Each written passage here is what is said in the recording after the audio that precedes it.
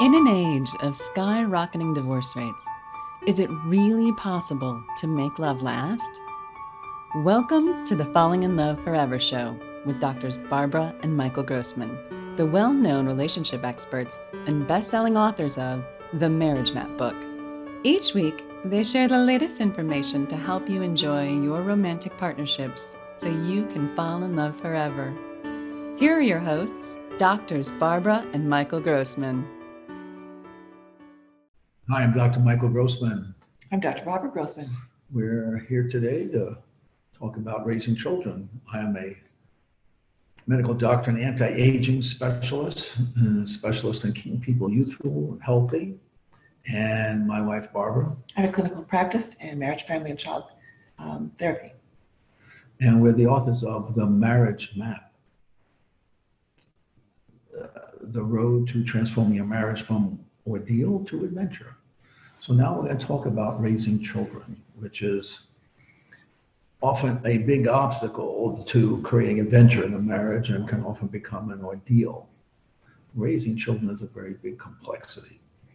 And we're going to just touch a little bit on the surface of some ideas that could be very helpful for allowing your marriage to unfold and maintain romance and passion during the process of raising children.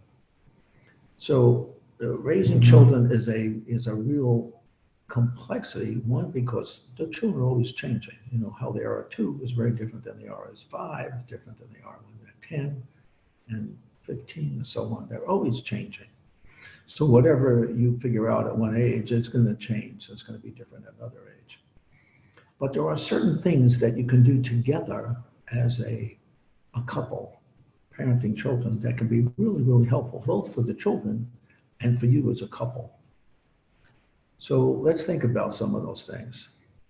You want to say something here? Well, one is it's definitely a challenge and a very, very it's actually a lot of work. It involves sacrifice. I think that's why raising children is somewhat less popular in today's world. However, having children and raising children is the first project you can do as a couple. And raising the next generation is a lovely experience of bringing children through the different stages of life into seasoned maturity. And it's fun having a family, and it pays off when you have deliciously loving, intelligent adults who then raise their own children. But it's a project you want to do together. It's a project you want to be in partnership with. You want to create a structure. You want to have rules and a plan so that you work together and have bedtime, and you have eating times, and you have play times. Everything needs to be in order, and that means you have to talk about what you want, what would work for you, what would work for your whole family. And at the same time, you want to, in a way, having children is like being elevated to the management level of life, because you are managers of your household. You're not just managing yourself, but you're managing a system. And so for those of you who are competency-minded, this is a way to elevate your awareness of how life works. And the kinds of management skills you learn as a family in partnership with your partner, raising your children, you can apply to the business arena, because the business environment is very much a structured, hierarchical environment, much like your family. And that's another way of saying that in the structure of your family, the two adults, partners and parents, should come first with each other. They should consult with each other, make plans with each other. You don't make plans with your children, you make plans with your partner, and you administer those plans and policies with the children. And that way you keep your first primary commitment is to your partner, and you raise your children together.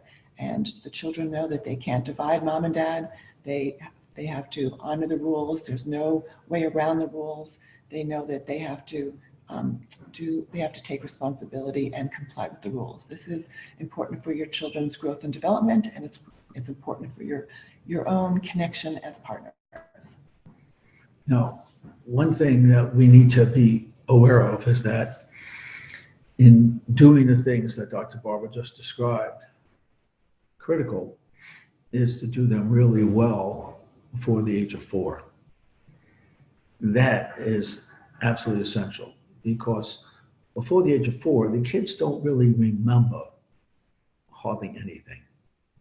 And if you structure the rules and you structure the behaviors that are required by the children, then it's all downhill. It's all easy. They know these are the rules and they just follow them. But they, will rebel against them as a 2-year-old. But you just train them, and as a 2-year-old, you can be very firm, and they just, complain, but they understand the rules. Then, as they get older, they know that these are the rules, and mom and dad are in charge. And you don't always like it, but that's the way it is. So, what's an example of a rule? A rule could be that bedtime is 7:30. And there's a certain routine about you may read a story, you might have a prayer or a hug, you might listen to a song on a tape, but bedtime is 7:30. Another rule could be you eat what is provided for dinner or breakfast or lunch. There's no short order cook system in your house where you can, have a menu. You eat what everybody else eats, and this is dinner time, and you don't interrupt adults, but you talk as a family.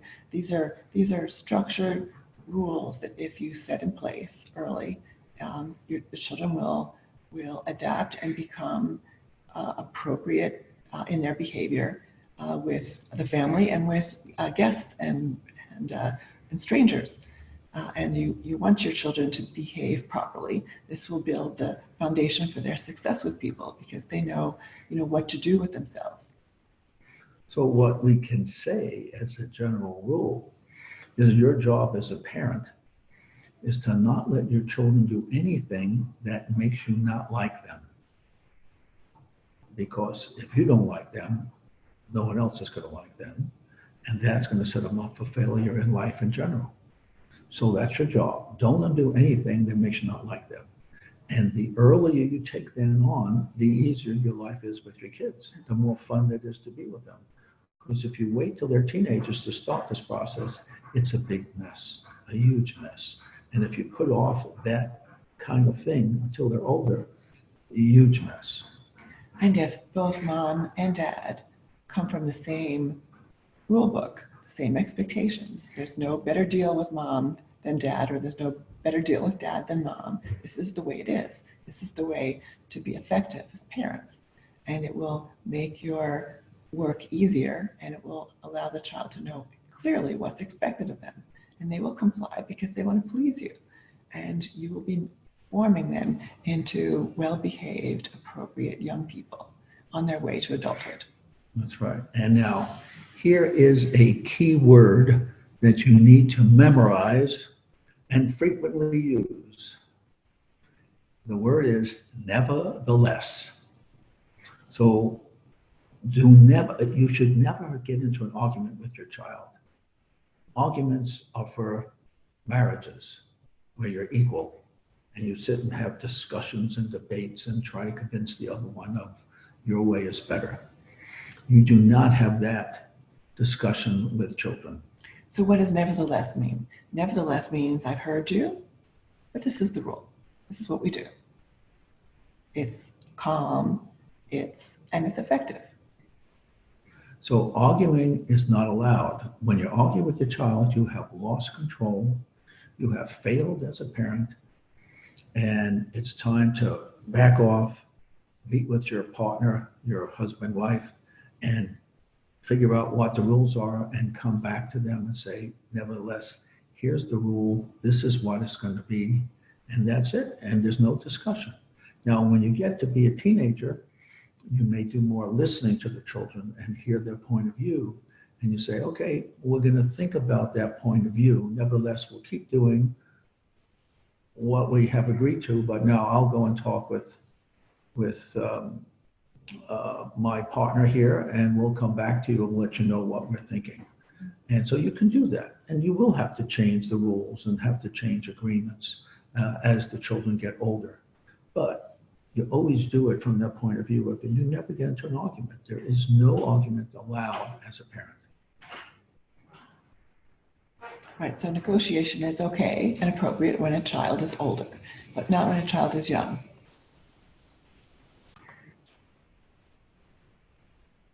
So practicing these principles is so important because it allows the couple to stay romantically in love and involved, where the couple can think about things, make decisions together, be parents together.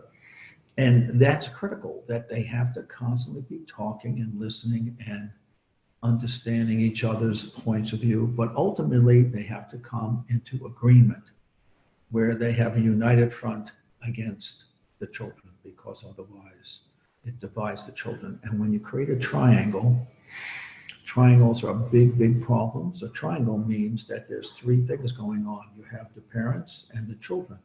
But if one of the parents is more connected to the children than they are to each other, that's a problem. Where if your emotional connection is deeper to the child than to the parent, then you get a triangle set up where you lose that intense romantic connection between the couple. And that is a big problem for parenting. So it's very important to maintain as your primary relationship the most important, the most intimate, the most emotionally connected relationship needs to be the husband-wife relationship, not the relationship with the child. Right. You want your child to grow into independence and be eager and happy to create their own lives. You don't want a child to linger behind to take care of a parent because their loyalty is to support a parent and feel like their parent needs them, or else the parent can't survive emotionally.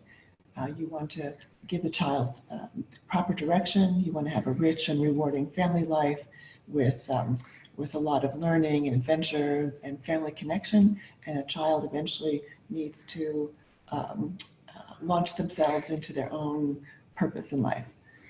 And when the most important connection is the husband-wife connection in the family, the children get to see this is how you do marriage, and they learn from what they see, not from what you say. If they see that's the most important connection, you're setting them up to have great relationships, husband-wife relationship, as they mature in their own lives. So we invite you to come and look at our website, themarriagemap.com. We invite you to sign up for our class on marriage, which is 4 2-hour classes where we talk about many different issues and give you many different skills to make marriages fulfilling. And that link is fallinginloveforever.com. So we look forward to speaking to you again next week. And in the meantime, have a wonderful week. And wishing you love. Thanks so much. Bye now. Thank you for watching the Falling in Love Forever show with Doctors Barbara and Michael Grossman.